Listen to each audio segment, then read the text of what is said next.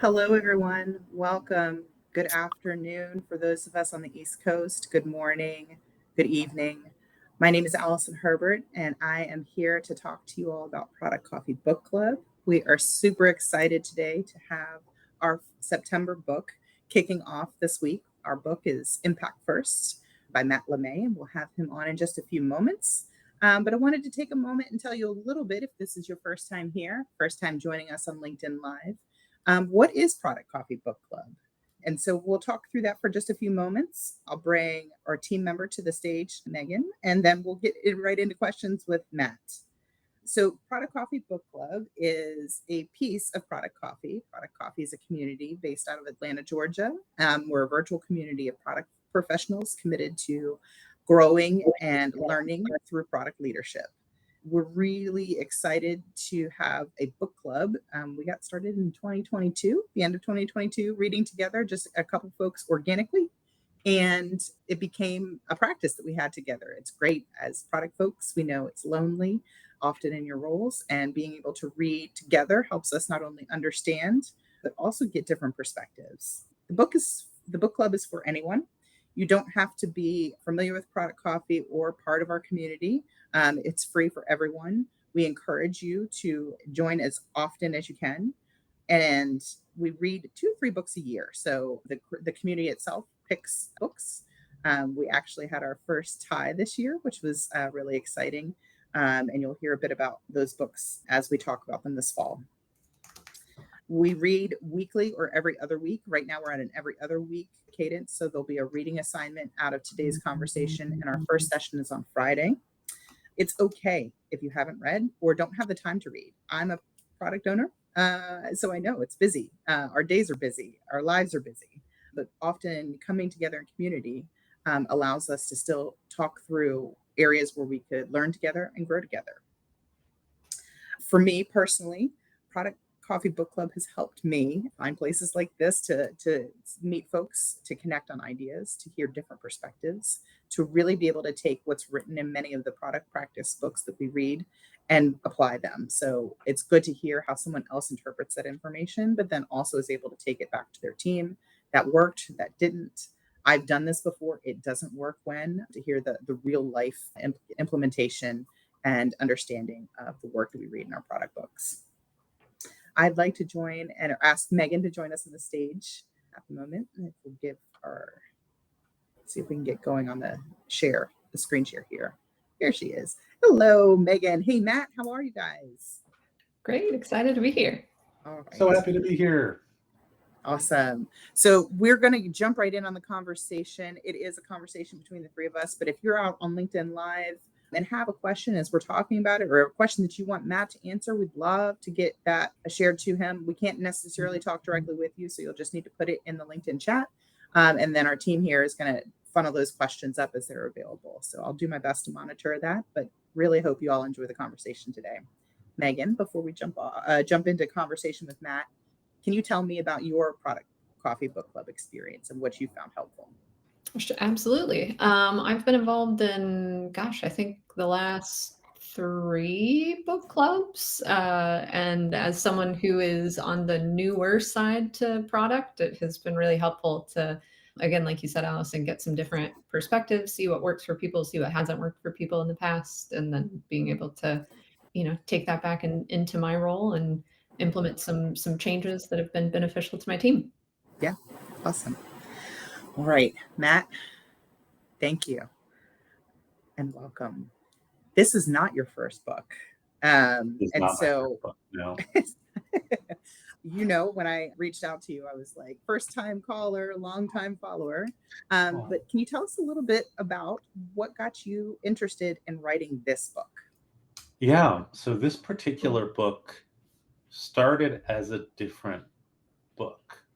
I had this idea about 3 years ago, thinking about how so much of the last 20 years of product development has been about making big things into small things, kind of breaking down big things into small things.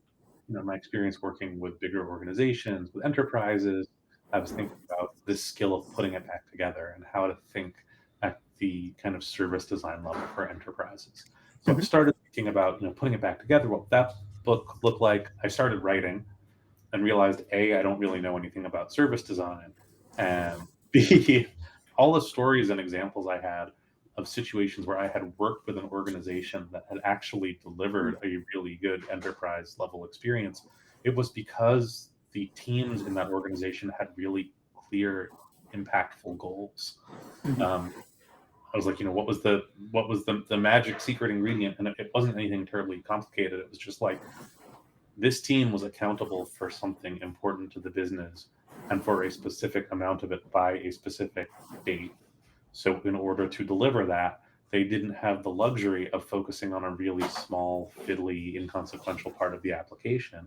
They had to actually get their hands dirty, touch the commercial heart of the product, mess with the onboarding flow, mess with the entire user journey, take steps out of things rather than just adding in more steps. So once that clicked for me, I started writing this book. I still didn't really know what it was called. And I had just mentioned this idea in passing of like, these are impact first teams. And my development editor, Sally McGraw, who's a phenomenal development editor, she was like, there's something here to this impact first product teams idea. Like what is the difference between an impact first team and a low impact team? Can we dig into this a little more? And I did.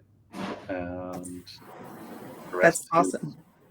Yeah, that's awesome that it organically came to you. I know sometimes the title, as you know, from book writing changes, over the evolution of writing, but that's often how we see our product work, is that we've been asked for something from the business, go build my thing. I need a thing that does this. And then we get into what that thing is or how that thing would have impact, and it changes of what it actually needs to be. So I think that's maybe even just a lovely little thread to tie through the name and where you've reached the understanding for this book. I love that it's a teeny tiny book. Now, that doesn't mean that there's nothing to say here, but our busy product folks often say, I don't have time to read, or I don't have time to really take, these big, heavy books and tomes of information. We know there's lots of other books in the space that can be very dense or thick in nature. What do you think is the best piece of this book? And maybe this is asking you to vote for one of your children or pick your favorite friend, but is it the smallness? Is it the lens through which the book's written? Or is there something that stands out to you that says, busy product manager, this is a compelling thing to put on your shelf, make time for? To me, I think the part I'm proudest of is that the book is structured around questions that you can bring directly to your team. That it's not like a framework book. It's not like, here are all the different things you need to do. It doesn't tell you steps that you have to wait on your entire product organization to implement or wait for leadership to implement. It's really, these are the questions and conversations you can bring to your team today to become an impact first product team. So I think that focus on steps that can be taken at the team level, conversations that can be led at the team level, is the part of the book that I'm proudest of.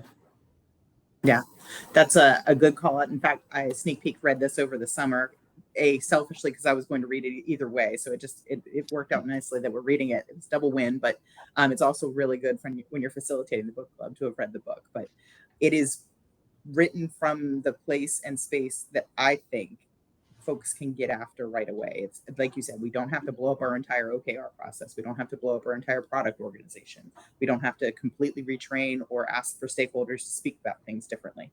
You can literally take this book and action it wherever you are in your process, whatever size of your company, and help make change for your team and for your work ahead. There is this theme that runs throughout your book, and I suspect there's maybe a little bit of this is a little bit of how Matt writes, but I was introduced to you several years ago, and I don't know, because it's yours, but the 1 page 1 hour process. Oh yes, it shows up in my work and is a big part of helping us unpack that. What are we doing and why are we here? But I'd love to understand if any of that helped influence, time is precious. If there's something there that helped you influence not only the tone and direction, but also where you saw why start with the team versus telling stakeholders or telling leadership how to be impact first. Yeah, I mean, I think part of the reason I enjoyed the 1 page, 1 hour approach is again, it's something you can just start doing, right? It came out of my coaching work. It came out of my work with organizations, work with people who, I tell product people often that a lot of your job is just figuring out the next move. Like there's always a next move. And if you let yourself get stuck, that's a problem. But if you don't let yourself get stuck, if you can always find the next move, you're probably going to be okay. So the reason I like working in these actionable things is that I have had these experiences working with and talking to product people who say like, yeah, look, that's great, but there's nothing I can do. Like my company isn't really product led. We don't do things the right way. Yeah. Until executives really understand what product is all about, my hands are completely tied. There's not anything I can do. None of my work matters. Or the flip side of that, like I have to be the advocate for a product led approach. I have to change the organization and make everything different, which is probably not going to happen. I think people overestimate how much influence even CPOs have over like how things get done at an organizational level. So it's my great pleasure to help give people steps they can take and things they can do, and B, remind them that it's not their job to like single-handedly transform their organization into some abstract set of best practices that theoretically worked at a giant venture-backed Silicon Valley company, but probably didn't even really work there the way that the recruiting propaganda says it did. So, I think just giving people just, a little space to be like, hey, everyone's trying to figure this out. It's okay. It's fine. Yeah. There's still a lot you can do. It always feels really good to reinforce that message. Yeah, that's awesome. Megan, I know you and I both work in the product owner space. Is there something that stands out to you in what Matt just shared about why and where to enact change that maybe could help you? I know you and I work in different business constructs. I'm in the enterprise space, you're in the startup space or a different business space. Is there anything that stands out to you there that you want to add or maybe share from your perspective? Yeah, I mean, I really think it kind of flips some of the other books we've talked through in book club on its head in terms of like a top-down approach to a bottom-up approach, where it's something that an individual contributor level role can take steps that are actionable towards being impactful to their team and to their specific product. And something that I really liked, through chapter 1 at this point, but I already have like 6 little sticky notes of like I love to hear that. That's my favorite thing to hear. things to talk with my team about. One of the big things that I really liked is there's and I'm not going to say it as eloquently as you said it, but something about it's not necessarily having the right answer to the question of like how we're going to do things immediately, but rather having an answer to the question to start. And that's what we do as product people. We iterate. So of course it would apply to our day-to-day role as well. So yeah, I'm looking forward to learning more. I hope you enjoy it. Yeah, it's funny. It reminds me, I worked with a product organization years ago, and I was asked to come in and like help them think through some decision rights for a product team, like which members of a cross-functional team have the rights to make what decisions. And I was like very excited about this because it's like a meaty challenge for a consultant approach to come in and be like, aha, I'm going to create a decision-making framework. And like 45 minutes into an hour, we hadn't gotten anywhere. And I was like, wait, what decisions are we making? Like, when's the last time we made a decision? And the team was like, oh, we don't actually we don't think in terms of decisions. Like, do we make decisions? And it was just this moment of like, okay, the theory of this is so compelling because it's so tangible. It's so like tangible and manipulable, and you can be like, oh, this is like the right way of doing things, and this is who's going to decide this, and this is the process. But the reality on the ground is always messier than that, and always more complicated than that. And so as you said, Megan, like it's usually not the right answer. It's just an answer, right? Yeah. If you can get to that, like, hey, here's where we think we are. Here's the actual thing we're working on or solving for. That is a win in and of itself. Yeah. Yeah. As you were talking there, I was like, oh, he's opening the door for our friend, the messy middle. And I actually thought, again, self-disclosed, I've read the book, but you actually spend the smallest amount of time talking about the middle because there are so many things in that space. And it's a breath of fresh air to see getting focused on what is it that we're doing and how we're going to get there. And right, those end pieces of being impact first that keep us pointed, even when the middle says, wait, we've learned something new. Wait, this doesn't align with every piece of our business. Wait, that data didn't come back the way that we thought it was, and it's actually more or less indifferent, fuzzy, or whatever, all the things that it can possibly do. And I really think there's something to be said about just staying crisp. Again, impact first, but staying crisp towards which way you're pointed and how those decisions are informing, right? It gets very black and white at that point, which software isn't always black and white. As much as we'd love for it to be, it is far from it often when we get there. Yeah. Mm-hmm. All right. What's something that you learned from this book? I didn't think you talked to it at the beginning about this is a different book than I thought I was writing, but what's something that you learned that you didn't expect? The thing that surprised me the most when I was researching this book was that the most commercially minded product managers I spoke to were also the happiest. I was not expecting that. I mean, my background is music. That's what I still play music periodically. But coming into product management world, I don't have an MBA. I'm not a business background person. I just sort of assumed I was like, oh, the product people who are chasing revenue targets, who are dealing with quarterly earnings, who are chasing specific metrics and goals must be the most stressed out ones. And the exact opposite was true in my research. Those product managers were actually the happiest because they knew what was expected of them. And they weren't fighting against reality, right? They were like, yeah, this is the reality of what the business expects from me. And if we're not going to achieve it, I'll communicate it. And if we are, I'll communicate it. But like, I know what my job is and I know what success looks like. And I'm not stressing myself out trying to like invent that from scratch every day in a new context, nor am I trying to fight again this losing battle of transforming my organization into a product-led organization, or even worse, just like resenting my organization for not being a product-led organization.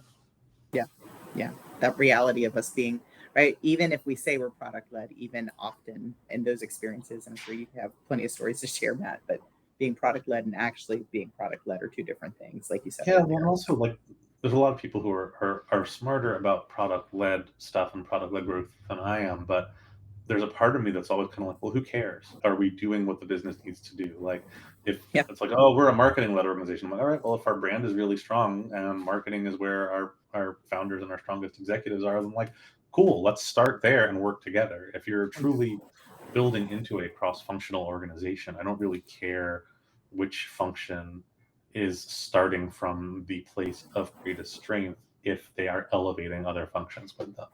So again, it just feels like such a tempting distraction to get into these long conversations about like, are we really, really, really this led or that? Like, I don't care that much. What's the impact that we can have and how can we get there? Yeah. All right.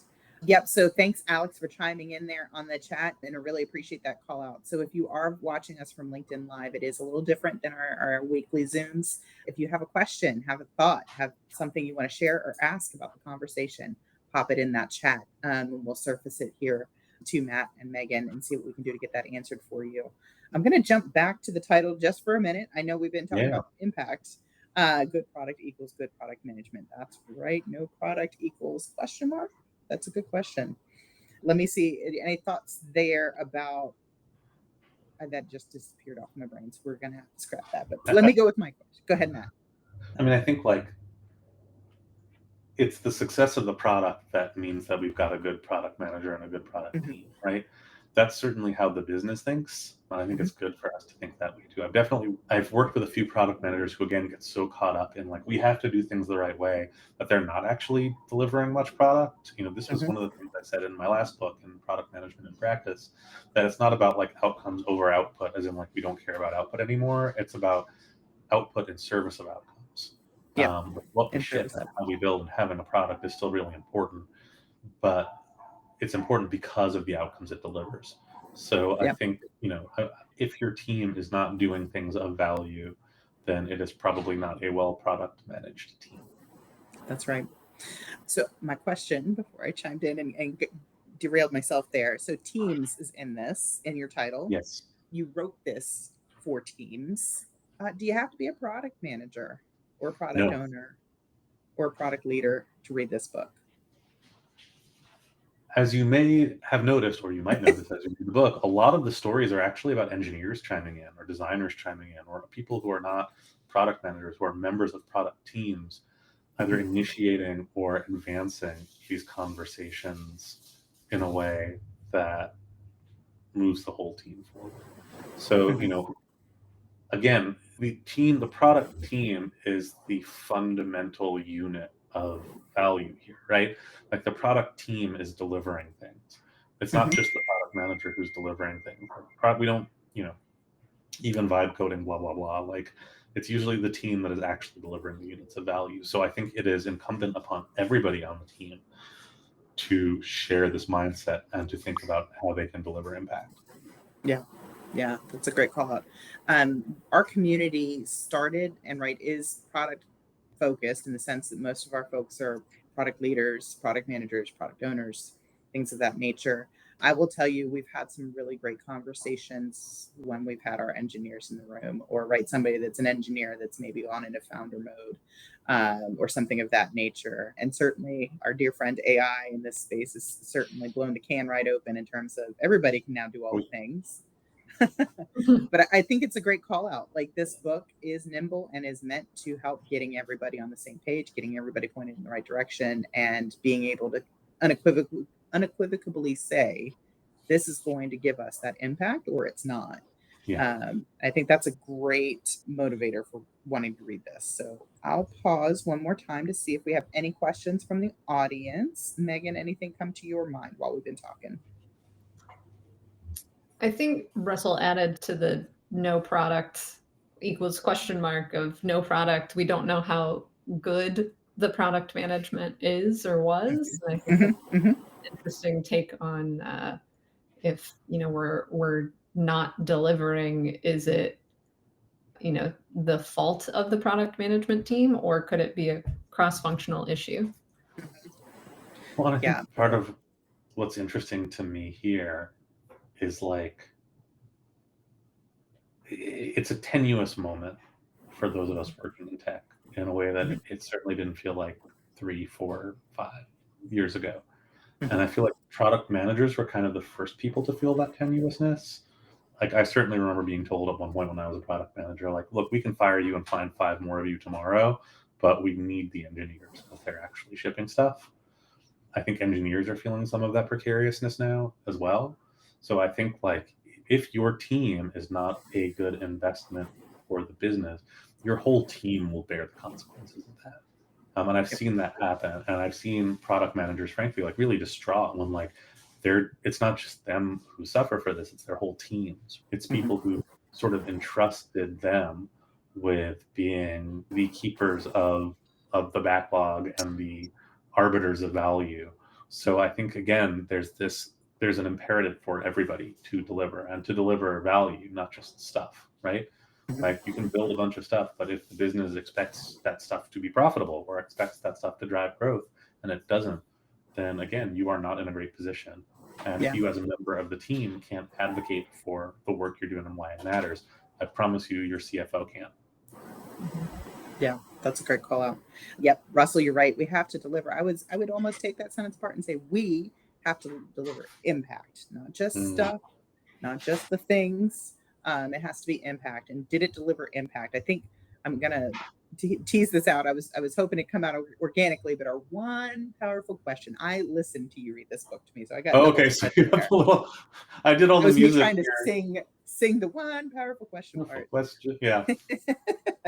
But there is a piece of this that you use in each chapter, I believe, where you were talking about pieces of what it means to be impact first, and then you pose a question at the end. And I think, quite honestly, like the first chapter, the first question you give, I'll give it away because we're talking about it on Friday, guys.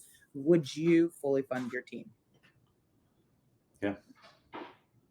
And I had to sit with that for a minute. For a minute now. I'm fortunate. I actually support 2 teams. So I had to reflect differently across 2 products. And if you've worked in product for a bit of time, I'm sure you've had, yes, absolutely's. And you've had, I'm not sure. And if you're newer to product or something that you're still trying to figure out, what are we doing here? If you hesitate, this book is an opportunity for you to come and say, "Oh, hold on. I shouldn't just, set myself on fire and run screaming from the room I failed, but here's how you can get back in line with that. And here's how you can start speaking towards, right, that business impact that's going to get you towards I'm delivering value and value of impact for the business." Yeah, I mean, I mentioned this briefly in the book, but I worked with 2 teams in my career that have actually, in some way, shape, or form, disbanded themselves based on asking that question. Mhm. One basically said, like, look, the purview we've been given has no chance of delivering a good return on investment. Like, we are a Mhm. big team focused on a small problem, and Mhm. we need to be focused on a different problem if we want this team to continue existing. Mhm. Another one, which is really interesting, was a team that was like 7 senior engineers who were kind of like the special forces team that were sent in. It was like they're going to figure out where they're needed and they're going to go solve problems. But they were spending Mhm. 90% of their time figuring out where they were needed and then Mm. like trying to advocate for Mm. partnering with teams who were like, we're busy, leave us alone. Basically, they were like, this would be better if you just took the 7 of us and like staffed us to teams that needed us for a year rather than having us be this team that like goes around and bothers people. And I was in enough leadership level conversations at that company to know Mhm. team was smart to make that choice proactively, because Mhm. there were some annoyed product people who were escalating a lot of things to technical leadership, like, why are these people coming in and telling us that everything we're doing is wrong? Mhm. Why are they trying to slow us down? Why are they letting us blah blah blah? Yep. So again, I think if you have that instinct, if you're looking and you're like, I don't know if this team is a good investment, like, act on it before someone else does.